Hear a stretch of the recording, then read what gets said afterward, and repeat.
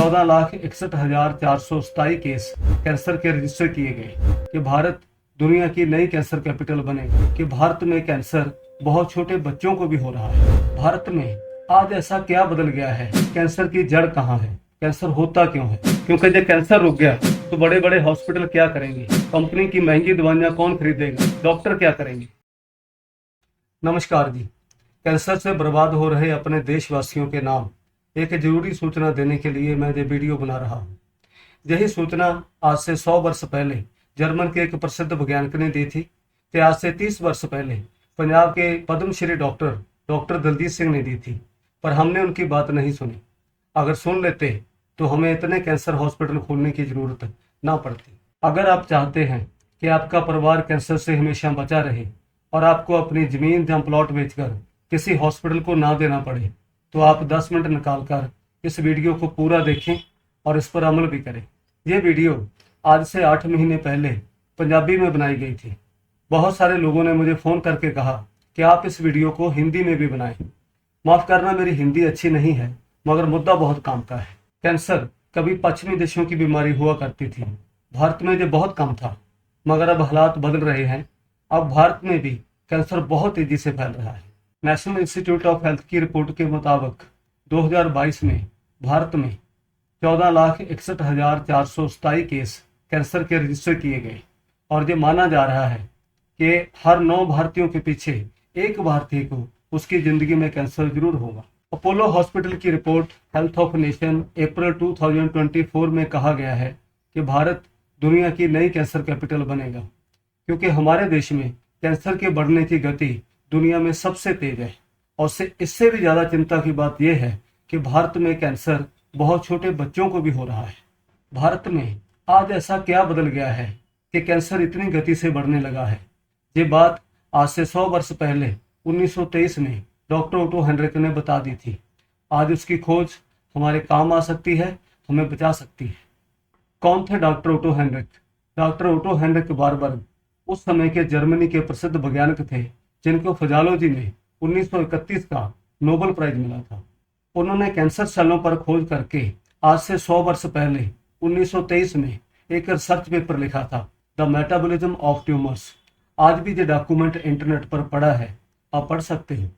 इस पेपर में उन्होंने बताया कि कैंसर की जड़ कहाँ है, कैंसर होता क्यों है, कैंसर को रोका कैसे जा सकता है। उन्होंने बताया कि जब हमारे शरीर के किसी सेल को पूरी ऑक्सीजन नहीं मिलती तो वो कैंसर सेल बन जाता है। वो अपने आसपास के सेल्स को खाना शुरू कर देता है और खुद बड़ा होने लगता है। कैंसर का कोई बैक्टीरिया या वायरस नहीं होता, ये हमारा ही एक सेल होता है जो हमारा ही दुश्मन हो जाता है। पद्मश्री से नवाजे गए अमृतसर के प्रसिद्ध डॉक्टर दलजीत सिंह ने अपनी पुस्तक बदी दी जड़ में कैंसर के बारे में एक निबंध लिखा है। इस पुस्तक के 121 नंबर पेज पर वो लिखते हैं कि जिन लोगों का pH 7.4 से ऊपर होता है उनको कैंसर नहीं होता, क्योंकि उनके खून में ऑक्सीजन की मात्रा ऊंची होती है और हर किस्म के कैंसर सेल तुरंत मर जाते हैं। ऑक्सीजन से भरे हुए वातावरण में कैंसर सेल जिंदा नहीं रह सकते। हमारे शरीर के किसी सेल को पूरी ऑक्सीजन ना मिलना ही कैंसर की जड़ है।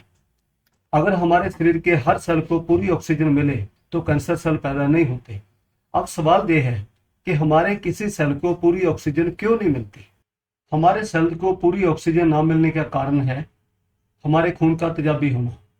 हमारे खून की कुदरती pH 7.4 होती है।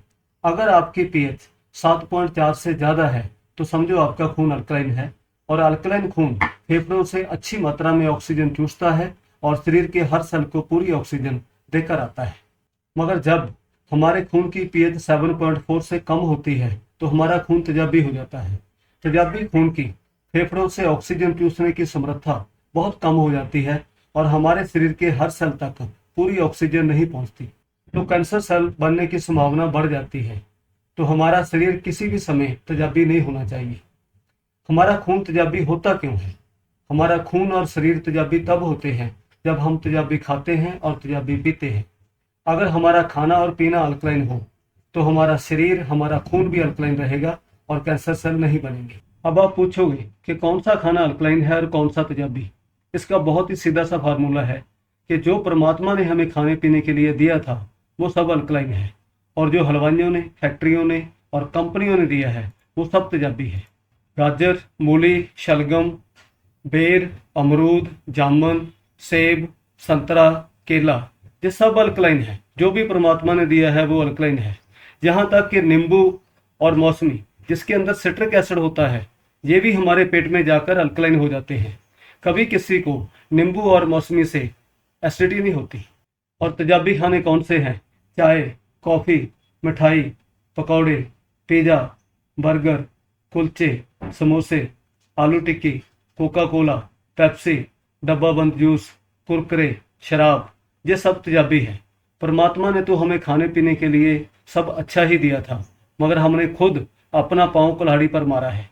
पिछले 20 सालों में तेजाबी खाना बहुत बढ़ गया है। आप शादियों में जाकर देखिए, सबसे ज़्यादा रश आलू गोभी के पकौड़े, चिकन और मच्छी के पकौड़े, मिठाई, कोक, शराब, मीट, इन स्टॉलों पर होता है। और सलाद और फ्रूट के स्टॉल तो खाली पड़े होते हैं। आज गाँव में, छोटे कस्बों में समोसे, बर्गर, कुलचे, पिज़्ज़ा, हर जगह पर फास्ट फूड के कॉर्नर खुल रहे हैं और जूस और फ्रूट के कॉर्नर बंद हो रहे हैं। आपने फ्रिज में जाकर देखिए, पेप्सी, कोक, रियल, ट्रॉपिकाना के जूस मिलेंगे। अपने बच्चों को 100 रुपये दें और देखें क्या लेकर आते हैं। वे कभी अमरूद और सेब लेकर नहीं आएंगे, वे कुरकुरे और चिप्स लेकर आएंगे। अब हमारा शरीर बेचारा क्या करे? परमात्मा ने हमें पेट्रोल वाली कार दी थी तो हम हर रोज उसमें डीजल डाल रहे हैं। ये कार बीमार है फिर भी रुक रुक कर चल रही है, क्योंकि इसको उस बड़े इंजीनियर ने बनाया था। अगर आदमी ने बनाई होती तो 1 मिनट भी ना चलती। अगर कैंसर से बचना है तो सबसे पहला फार्मूला ये है कि तेजाबी खाना बंद करो, अल्कलाइन खाओ। पर हमारा समाज ऐसा है कि इसमें तेजाबी खाना कम तो हो सकता है, बिल्कुल बंद नहीं हो सकता।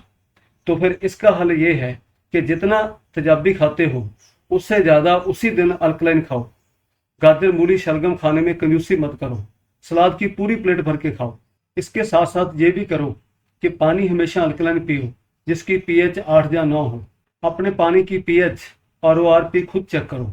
हमारा शरीर 71% पानी है, इसलिए हमारे शरीर पर सबसे ज़्यादा प्रभाव पानी का ही होता है। अल्कलाइन पानी हमारे तेजाबी खून को न्यूट्रल करता है।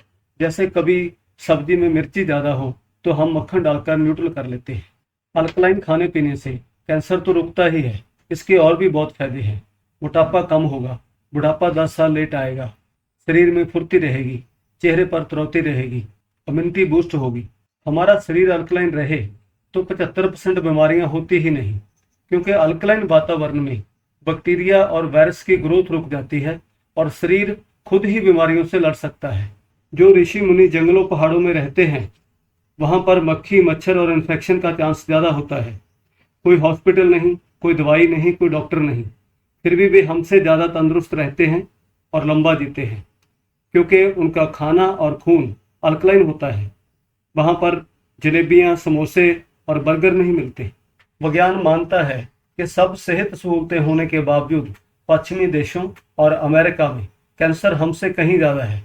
और इसका मुख्य कारण ये है कि वहाँ का खाना ज़्यादातर नॉनवेज है और तेजाबी है। वो लोग कच्चा और अल्कलाइन बहुत कम खाते हैं। अब हमने भी उनके रास्ते पर चलना शुरू कर दिया है, तो इसीलिए भारत में कैंसर भयंकर गति से बढ़ रहा है। प्रिय दोस्तों, कैंसर का इलाज महंगा है और कठिन भी है, मगर इसको रोकना बहुत आसान है।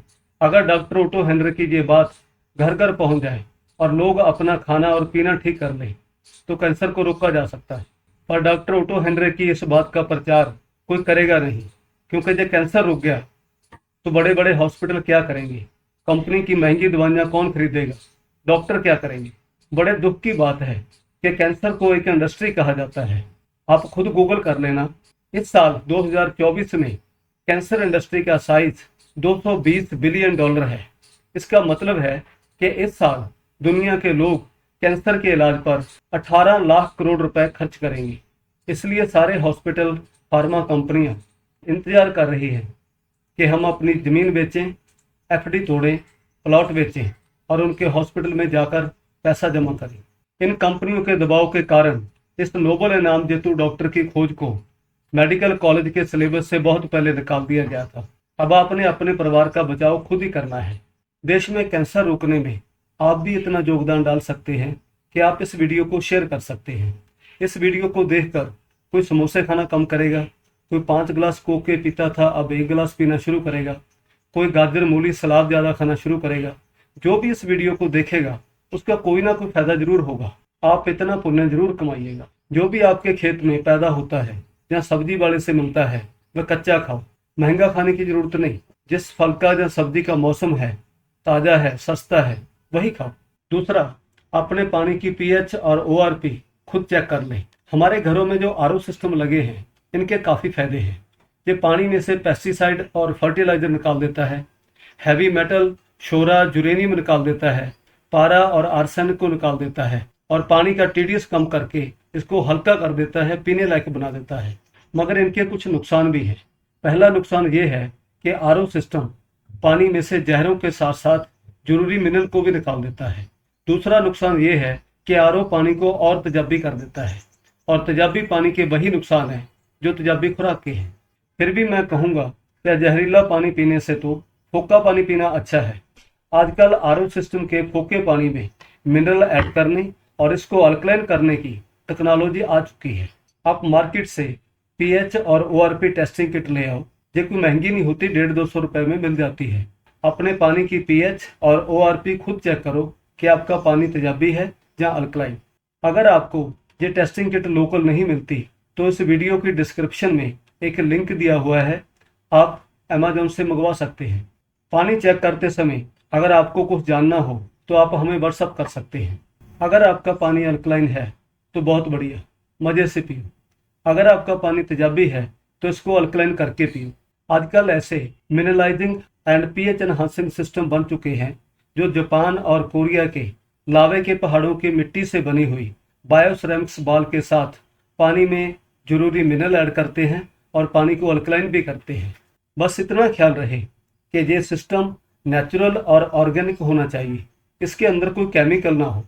अगर आपको इसके बारे में कोई और जानकारी लेनी हो तो आप हमें व्हाट्सअप कर सकते हैं। इस वीडियो के सब्जेक्ट मैटर के बारे में आपका कोई प्रश्न हो, आपका कोई सुझाव हो, आप कमेंट कर सकते हैं, आप व्हाट्सअप कर सकते हैं।